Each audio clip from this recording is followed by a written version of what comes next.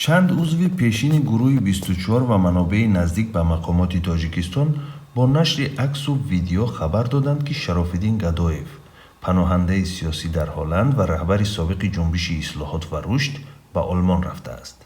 فیض‌الله جان سفرов عضو سابق گروه 24 در صحبت با رادیوی آزادی گفت گدایف را صبح بر وقت 2 مارت توسط هواپیمای سامان ایر به فرانکفورت گسیل کردند. به قول او مقامات شراف‌الدین گدایف را عفو کردند و او به اروپا برگشت. ولی مقامات رسمی تاجیکستان درباره عفو و همین طور بازگشت معاون رئیس پیمان ملی یعنی ائتلاف سازمان‌های مخالفین تاجیک در خارجه حرفی نگفتند. یک منبع در وزارت کارهای داخلی در صحبت با رادیو آزادی گفت شراف‌الدین گدایف از اول آزاد بود، هرچند قبلا مقامات تاجیکستان به جانب هلند کشور پناهگاه سیاسی گدایف گفته بودند که در بازداشت است. دادستانی کل تاجیکستان که مسئله عفو شراف‌الدین گدایف را بررسی می‌کرد در این باره هیچ شرحی نداده است. نمایندگان مخالفین در خارجه میگویند تا زمانی که او را با چشم خود در اروپا نبینند به فرضیه بازگشت او باور ندارند.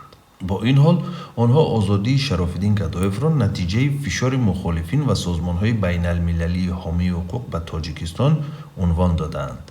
از جمله طبق بعضی خبرها این کار با میانه‌روی سفارت‌های غربی مستقر در دوشنبه صورت گرفته است.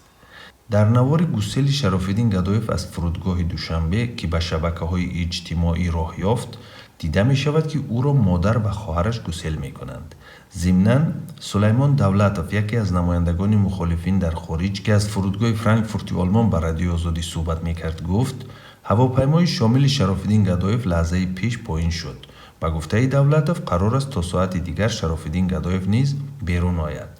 شراف‌الدین گدایف روز 15 فوریه امسال به طور مرموز در تاجیکستان پیدا شد و وزارت امور داخلی بلافاصله اعلام کرد که او با ابراز پشیمانی از کردارهایش توسط خط‌سیر مسکو دوشنبه به کشور برگشته است. ولی مخالفین و سازمان‌های بین المللی حامی حقوق از جمله هیومن رایتس واچ گفتند که گدایف روز 14 فوریه در شهر مسکو ربوده شده زوراً توسط هواپیمای سامان ایر به دوشنبه انتقال یافته است.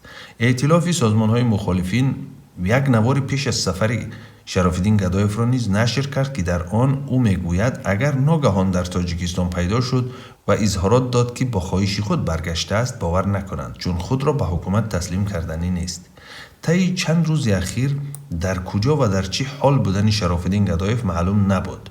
با وجود واکنش‌های زیادی بین المللی نیز مقامات درباره شراف‌الدین گدایف حرفی نگفتند. خود شراف‌الدین گدایف نیز دوام 2 هفته در دوشنبه بودنش برای رسانه‌ها دستنارس بود. تا حال نظر او درباره بازگشتش به تاجیکستان و بازگشت دوباره‌اش به اروپا و شرط و شرایط این آزادی چیزی معلوم نیست. شراف‌الدین گدایف یکی از چهره‌های فعال مخالفین تاجیک در اروپا بود که توسط شبکه‌های اجتماعی پیوسته مقامات تاجیکستان را انتقاد می‌کرد. او سال 2015 بعد کشته شدن مؤسس سازمان گروه 24 عمرعلی قواتوف مدت رهبری سازمان را بر عهده داشت. قواتوف سال 2015 در ترکیه از تیر حمله‌گر ناشناس کشته شد و جانبدارانش انگشت اتهام را به طرف مقامات تاجیک دراز کردند. گدایف که خویش و شریک تجارتی قواتوف بود به منتقد شدیداللحن حکومت تاجیکستان تبدیل یافت و از همین خاطر بسیاری‌ها به بازگشت اختیاری او و هم گویا پشیمان شدنش از فعالیت‌های سیاسی با شبهه می‌نگرند.